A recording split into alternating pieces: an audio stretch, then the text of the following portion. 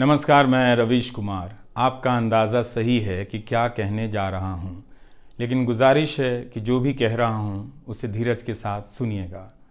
भारत की पत्रकारिता में स्वर्ण युग तो कभी था भी नहीं, लेकिन आज के दौर की तरह भस्म युग भी नहीं था। भस्म युग से मेरा मतलब है जहाँ इस पेशे की हर अच्छी बात तेज़ गति से भस्म की जा रही हो। यह दिन भी आना ही था। इस देश में अलग अलग नाम वाले अनेक चैनल हो गए हैं, मगर सब हैं तो गोदी मीडिया ही। उसका परिवेश, उसका इकोसिस्टम, पत्रकारिता का और माहौल सब खत्म कर दिया गया है। मगर पत्रकारिता करने और कराने का दावा भी सब कर रहे हैं।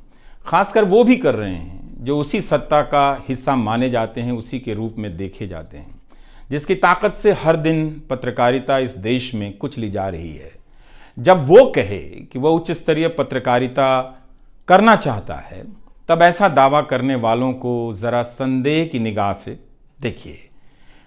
गोदी मीडिया और सरकार भी पत्रकारिता का अपना मतलब आपके ऊपर थोपना चाहती है। अगर इसका मतलब किसी भी रूप में वही है, तब आप एक बार फिर से झांसे में आने वाले हैं। इस वक्त अपने संस्थान को लेकर कुछ खास नहीं कहना चाहता, क्योंकि भावुकता में आप तटस्थ नहीं होते, ऑब्जेक्टिव नहीं हो सकते हैं। एनडीटीवी में 26-27 साल गुजारे हैं। इतनी लंबी यात्रा के अपने उतार चढ़ाव भी हैं। अनेक साथी, वरिष्ठ, कनिष्ठ सब शामिल हैं। कितने लोगों ने साथ दिया है। इन अनुभवों के बारे में कभी भी वस्तुनिष्ठ तरीके से नहीं बोला जा सकता, और आज के दिन तो बिल्कुल नहीं, क्योंकि कई बार तथ्यों के साथ भावनाएं मिल जाती हैं और भावनाओं के तूफान में बहुत सारे तथ्य छूट जाते हैं। बेहतर है कि इसे संक्षिप्त ही रहने दिया जाए। जो आदरणीय शख्स हैं उन्हें मैं याद कर ही रहा हूँ। काफ़ी सारी शानदार यादें हैं एनडीटीवी में, अब दोस्तों के बीच सुनने सुनाने के काम आएंगी। आज के दिन किसी एक व्यक्ति का नाम लेना मुश्किल हो रहा है, तब जब आपके पेशेवर जीवन में अनेक लोगों का हाथ हो, कैसे एक का नाम ले सकते हैं। मैं जानता हूं कि पूर्व सहयोगी, मौजूदा सहयोगी सब मुझ में अपना हिस्सा देखते हैं, और वो सही भी है। मुझे सभी से कुछ ना कुछ मिला है। मैं सबका ही आभारी हूं। इसलिए एक का जिक्र कर बाकी को छोड़कर आप न्याय नहीं कर सकते, खासकर ऐसे दिन। वैसे भी इस वक्त तो हर चेहरा ही अच्छा नज़र आ रहा है, क्योंकि सबने मेरे अनुभवों को, मेरे जीवन को समृद्ध किया है। बेटी विदा होती है तो वो दूर तक पीछे मुड़कर मायके को देखती रहती है।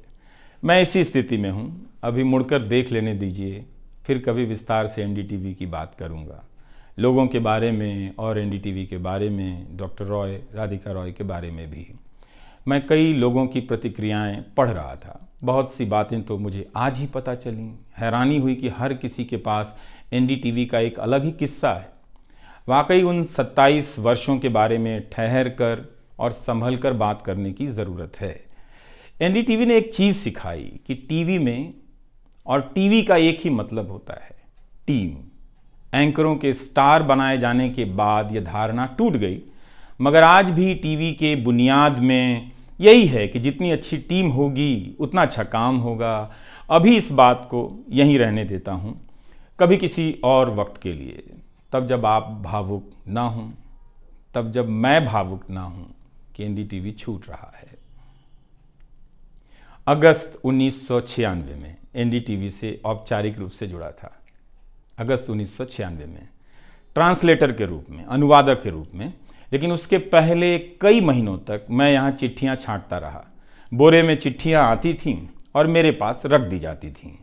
तब दर्शक पोस्ट बॉक्स में चिट्ठियाँ भेजा करते थे। देश भर से दर्शक अपने हाथों से अलग अलग कार्यक्रमों के एंकरों को लिखा करते थे। इन्हें पढ़ते हुए मैंने टीवी के कार्यक्रमों के आसपास दर्शकों को बनता देख रहा था। मेरा काम था उनकी बारीक नज़र से लिखी गई चिट्ठियों पर रिपोर्ट बनाना और एंकरों या कार्यक्रम के प्रोड्यूसर को सौंप देना। दिहाड़ी का काम था, उसी के हिसाब से मजदूरी मिलती थी, पैसे मिलते थे। मेरी ज़िंदगी में यह काम आज भी जारी है। आज भी आप मुझे सैकड़ों की संख्या में मैसेज लिखते हैं, हाथ से लिखी चिट्ठियां भी आती हैं, बहुत अच्छी लिखावट में। मैं ज़्यादातर मैसेज पढ़ता भी हूँ और सभी के नहीं तो बहुतों के जवाब देने की कोशिश करता हूँ। कई बार तो अपनी निराशा भी आपसे साझा कर देता हूँ। मैं आपके बीच आकर अपने मन का भाव नहीं छिपाता, क्योंकि मैं आपके बीच बताने के लिए आता हूँ। अगर खुद को ही छिपाने लगा तो वो पूरा बताना नहीं होता है। मुझे तो लगता है कि कई हजार दर्शकों के पास मेरे लिखे हुए जवाब होंगे। उंगलियों में दर्द रहने के कारण इन दिनों जवाब देना कम कर दिया है। तो एक तरह से जिन चिट्ठियों से एनडीटीवी में मेरी शुरुआत होती है, उनका आना जाना आज भी जारी है, आज तक जारी था। वो काम आगे भी जारी रहेगा, लेकिन इतने सारे सुझावों, जवाबों, अपेक्षाओं, शिकायतों और डांट के बीच सोना, जागना और जीना मुझे आपके हवाले करता चला गया। मैं खुद के पास तो रहा ही नहीं, आपके बीच गया तो घर ही नहीं लौटा। शायद अब कुछ वक्त मिलेगा खुद के साथ रहने का। आज की शाम एक ऐसी शाम है जहां चिड़िया को उसका घोंसला नज़र नहीं आ रहा, क्योंकि कोई और उसका घोंसला ले गया है। मगर उसके सामने थक जाने तक एक खुला आसमान ज़रूर नज़र आ रहा है। तो खैर, उसके बाद अनुवादक बना और कई पत्रकारों की रिपोर्ट का अंग्रेज़ी से हिंदी में अनुवाद करता रहा। इसके बाद मैं रिपोर्टर बन गया और फिर मेरी दैनिक रिपोर्ट की अलग यात्रा शुरू होती है। रवीश की रिपोर्ट से काफ़ी कुछ सीखने को मिला। तो इस तरह से ये एनडीटीवी में ही संभव हुआ कि एक चिट्ठी छांटने वाला इसके एक चैनल का ग्रुप एडिटर समूह संपादक बनता है और आज उसे छोड़ रहा है, इस्तीफा दे रहा है। बहुत बड़ी बड़ी शक्तियाँ पीछे खड़ी हैं इस एक पत्रकार के पीछे। तो स्वाभाविक है कि ये नौबत आनी थी, इसका अंदाज़ा मुझे पहले भी था। लेकिन जिस दिन आता है उस दिन अच्छा तो नहीं लगता है। लेकिन मैं आपसे यह भी कहना चाहता हूँ कि जब भी मेरे बारे में मूल्यांकन करें, इस बात की सहानुभूति मुझसे ना रखें कि मैं चिट्ठी छांटता था। मैं उनकी तरह नहीं हूँ कि अचानक चाय बेचने की बात करने लग गया। उतर रहा हूँ जहाज़ से, बात कर रहा हूँ चाय बेचने की। सहानुभूति के लिए या फिर अपने संघर्ष को महान बताने के लिए मैं ऐसा नहीं करना चाहता। इस देश में हर किसी का संघर्ष ही पहाड़ चढ़ने के जैसा है। आप एम्स के बाहर मरीज जो खड़े हैं, उनके परिजन जो खड़े हैं, उनसे मिल लीजिए। आपको पता चल जाएगा कि उनकी चुनौतियां कितनी बड़ी हैं और आपका दुख कितना कम है, छोटा है। लेकिन आज के दिन मैं आप सभी के बीच दर्शकों की बात करना चाहता हूं। इस दौर में कुर्सी पर बैठे किरदारों को टूटते हुए देखा, सबने देखा। संस्थाओं को भस्म होते देखा, आपने देखा। नफरती तूफान में लोगों को भटकते देखा। मगर मैंने इसी दौर में एक नई संस्था भी बनते देखी है। वह संस्था है जनता की संस्था, दर्शकों की संस्था। दर्शक ही अपने आप में इंस्टीट्यूशन बन जाते हैं। आप दर्शकों की संख्या भले कम है, मगर आप दर्शकों ने मिलकर जर्जर किए जा रहे इस लोकतंत्र में जनता नाम की संस्था का पौधा सूखने से बचा लिया। एनडीटीवी में मुझे जब भी अवसर मिला मैंने जान लगा दी। मैंने कभी उन अवसरों को अपने लिए नहीं देखा, बल्कि यही सोचा कि ये अवसर मुझे आप दर्शकों के लिए मिला है, इसलिए उन सभी अवसरों को आप दर्शकों की कहानियों से भरता चला गया और मैं आप दर्शकों का होता चला गया। आपका दावा मुझ पर बहुत बड़ा है, मैं जानता हूँ। आप मुझ पर बहुत दावा रखते हैं। मेरे आसपास आप दर्शकों की वजह से एक न्यूज़ रूम बन गया था, पब्लिक न्यूज़ रूम, जो दफ्तर के भीतर नहीं, आपके घरों में था, आपके दिमाग में था। दुनिया भर में फैले कितने दर्शकों ने आगे आकर मेरी मदद की है। आपने कभी मुझसे पैसे भी नहीं मांगे, कभी एहसान तक नहीं जताया। विदेशों में मेरे लिए वीडियो रिकॉर्ड किया, रिसर्च किया। मेरा हर कार्यक्रम किसी न किसी दर्शक के सहयोग का उदाहरण है। आप दर्शकों ने मेरी जानकारियों को दुरुस्त किया है, गलती की है तो डांटा भी है और काफ़ी कुछ उसमें जोड़ भी दिया है।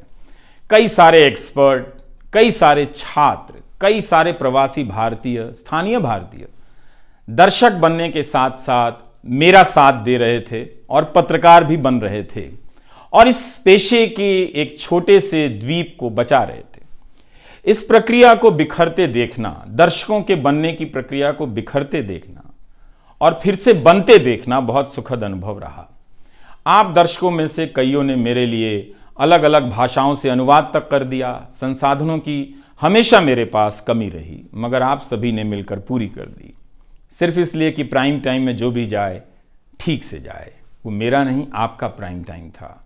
कभी खराब शो कर दिया तो आपने अपनी निराशा बताने में कोई संकोच नहीं की। आप वाकई लाजवाब हैं। दर्शक ही मेरे नियमित संपादक हैं, निरंतर संपादक हैं आप दर्शक मेरे। मैं अक्सर कहता हूं कि एक पेड़ में कई बारिशों का पानी होता है। आपके जैसे दर्शकों के होने में ही किसी रवीश कुमार का होना है। आप हर मौसम में बरसात बनकर आ जाते हैं, सूखते पेड़ों को हरा करने आ जाते हैं। आज आपकी बदौलत यूट्यूब पर, ट्विटर पर कितने ही पत्रकार खड़े हो गए। आप उन सभी के पीछे खड़े हैं। आज कई वेबसाइट हैं जिन्हें आप सब्सक्रिप्शन के बहाने आर्थिक मदद देते हैं। जब लोकतंत्र में एक भी संस्था नजर नहीं आ रही थी, अदालतें कमजोर नजर आ रही थी, आ रही हैं, आप दर्शक नजर आ रहे थे। आज के दौर में आप ही पत्रकारिता के सबसे बड़े संस्थान हैं।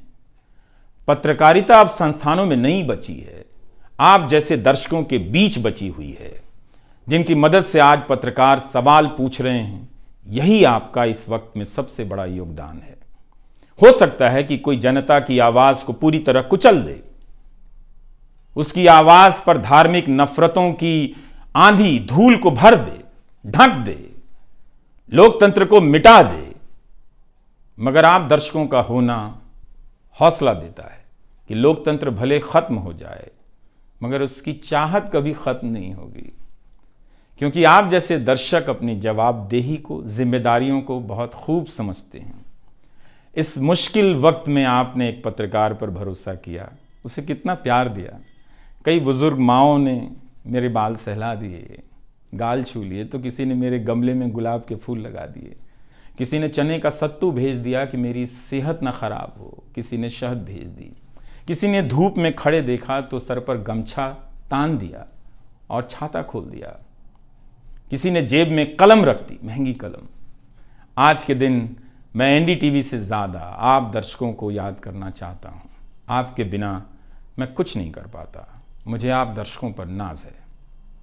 कई बार लगता है कि मैं संस्था का कम, आप दर्शकों का प्रतिनिधि ज़्यादा हूँ।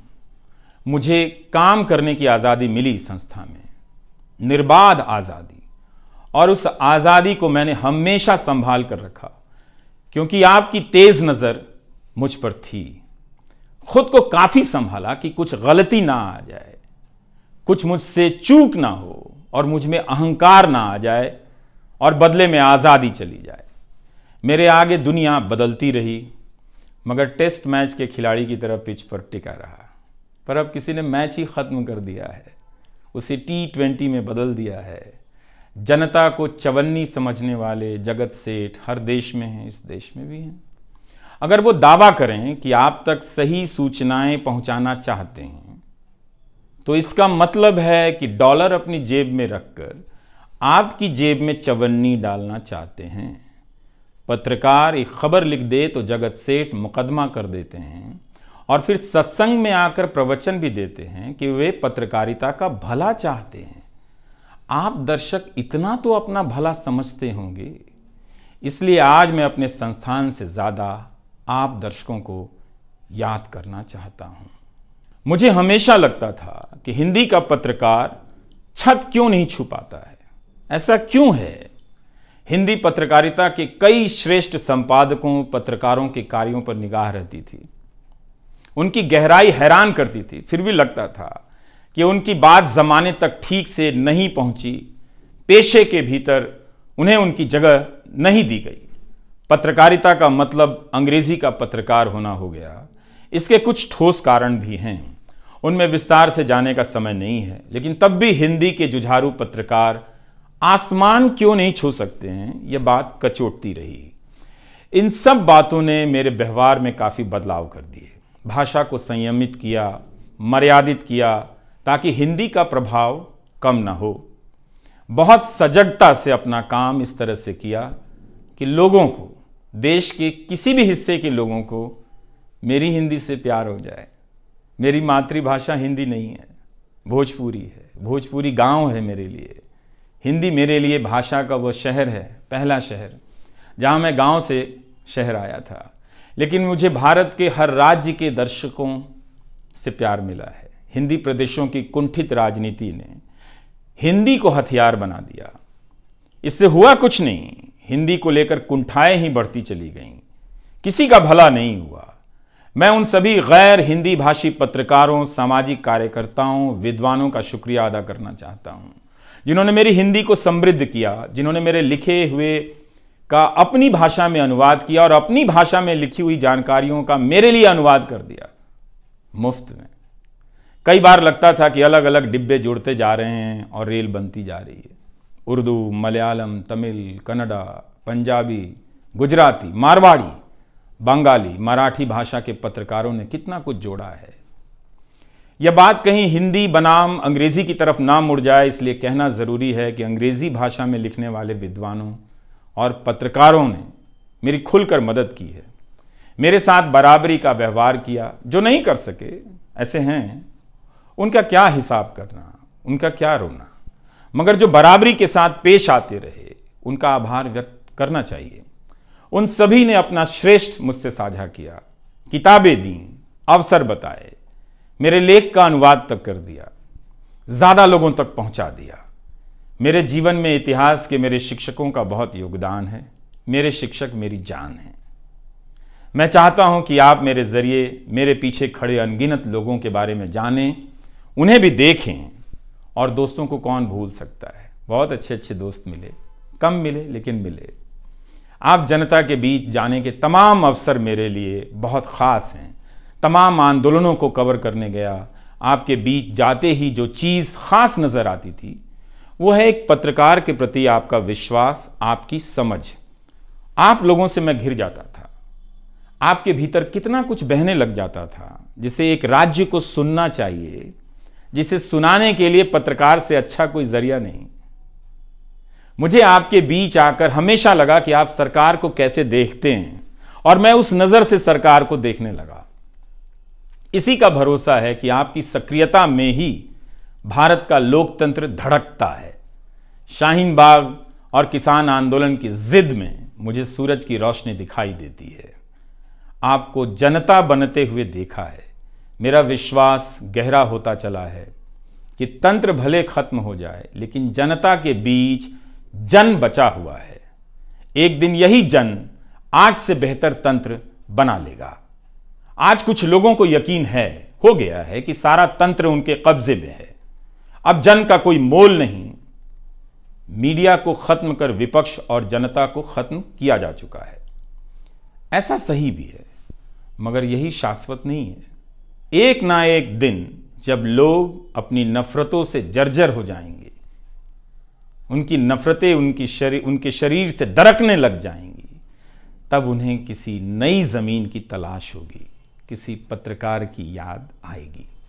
नफरत की गुलामी से बाहर आने का रास्ता आप ही बनाएंगे, आपको ही बनाना है। एनडीटीवी में मैंने लिखना, बोलना सीखा, दिखना सीखा, अच्छे कपड़े पहनना सीखा, टाई पहननी सीखी। बस केवल डांस नहीं आया, क्योंकि काम से वक्त ही नहीं मिला। आप सीख लीजिएगा। आज के दिन मैं अपनी महिला सहयोगियों को खास तौर से याद करना चाहता हूँ। काम के प्रति ईमानदारी, टिक कर काम करना और पेशे की नैतिकता की समझ मुझे अपनी महिला सहयोगियों से मिली है, और मैंने उनसे चुरा भी ली है।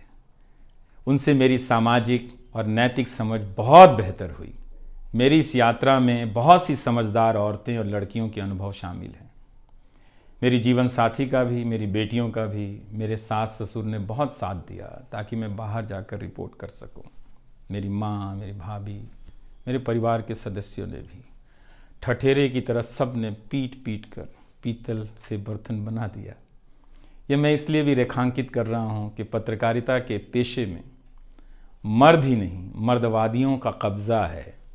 उनकी आक्रामकता के बीच कई बार दम घुटता था। इतनी आक्रामकता के बीच आप रचनात्मक हो ही नहीं सकते, संवेदनशीलता आ ही नहीं सकती। इस पेशे में तमाम महिला सहयोगियों ने मुझे मर्दों की आक्रामकता से बचा लिया।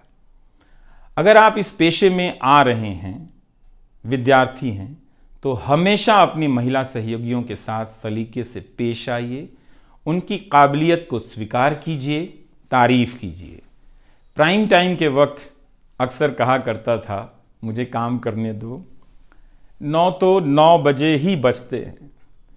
सुबह उठते ही मेरे दिमाग में रात के 9 बजने लग जाते थे। मैं टाइप करने लग जाता था, रोज़ 5000, 6000, 7000 शब्दों की टाइपिंग। अब शायद 9 ना बजे, प्राइम टाइम ना हो। मुझे पता नहीं है कि अब 9 बजे क्या करूँगा। मुझे टीवी से बहुत प्यार है, इस माध्यम से दिल लग गया था, शायद इसी वजह से दिल टूट रहा है। वो लाल माइक याद आता रहेगा, अब वो लाल माइक नहीं होगा। मैं जानता हूँ कि आप दर्शकों की आदतों में मैं शामिल हो गया हूँ।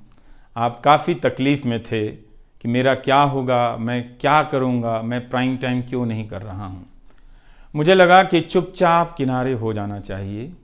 धीरे धीरे मेरे नहीं होने की आदत आपको डाल देनी चाहिए। इसलिए कई दिनों से प्राइम टाइम नहीं कर रहा था, ताकि आप मुझे कुछ भूल सकें। मगर आप हैं, मानते ही नहीं हैं। हर रात 9 बजे के बाद मैसेज करने लग जाते हैं कि कहाँ हो, बीमार तो नहीं हो, सब ठीक तो है, एनडीटीवी में क्या चल रहा है, आप अच्छे हैं। तो भारत का मीडिया स्पेस बदल चुका है। उन हज़ारों युवाओं की सोचिए जो पढ़ाई पत्रकारिता की कर रहे हैं, लाखों रुपए लगा रहे हैं, मगर उन्हें काम दलाली का करना पड़ेगा, क्योंकि इसके लिए अब कोई सांस्थानिक जगह नहीं बची है। इसी के बीच जो आने वाले पत्रकार हैं, जो इस वक्त पत्रकार हैं, सभी को जूझना है। कोई घुट रहा है तो कोई इस पेशे को छोड़ रहा है।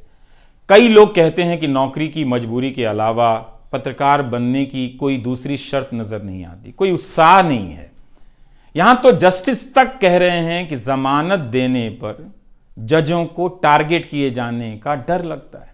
जब जज को ही डर लगता है, तब फिर इस दौर में यह बोलना भी गुनाह है कि मुझे डर नहीं लगता है। एक डरा हुआ पत्रकार मरा हुआ नागरिक पैदा करता है। इसलिए बोला कीजिए कि हमें डर नहीं लगता है। आप उस देश के नागरिक हैं जिसने नंगे पांव ब्रिटिश साम्राज्य को घुटने पर झुका दिया। कोई कारण नहीं कि मैं आप पर भरोसा ना करूं कि एक दिन आप गोदी मीडिया की इस गुलामी से बाहर आएंगे। आप हमेशा इस गुलामी में नहीं रह सकते। इसकी गुलामी से आपको लड़ना ही पड़ेगा। यह सबकी लड़ाई है। इस लड़ाई के बिना आप दुनिया में सर उठाकर नहीं चल सकते। आपकी यही पहचान होगी कि आजाद देश के गोदी मीडिया के गुलाम हैं। इसके खतरे की गंभीरता को समझिए। कानून की आड़ में अब अधिकार कुचले जा रहे हैं, अभिव्यक्तियों को रौंदा जा रहा है, ताकि सारे अवैध काम वैध नजर आए। इस समय मेरे रास्ते निश्चित नहीं हैं, निश्चित हैं तो सिर्फ हौसला है। उसका भी क्या भरोसा, कभी आसमान में होता है, कभी पाताल में। एक YouTube चैनल बनाया है रवीश कुमार ऑफिशियल, और फेसबुक पेज भी है रवीश का पेज। इसे सब्सक्राइब कीजिएगा। अब मैं YouTube पर ही नज़र आऊँगा, एनडीटीवी इंडिया पर नहीं। किसी संस्था के साथ मर्यादाएं बहुत अलग होती हैं, फ्रीलांस और आज़ाद जीवन की अलग। लेकिन इस बार परिवार के साथ थोड़ा वक्त बिताना चाहता हूँ, जीना चाहता हूँ। मैंने इस्तीफ़ा दे दिया है। नमस्कार, मैं रवीश कुमार अब आपको उस चैनल पर सुनाई नहीं देगा। नमस्कार, मैं रवीश कुमार।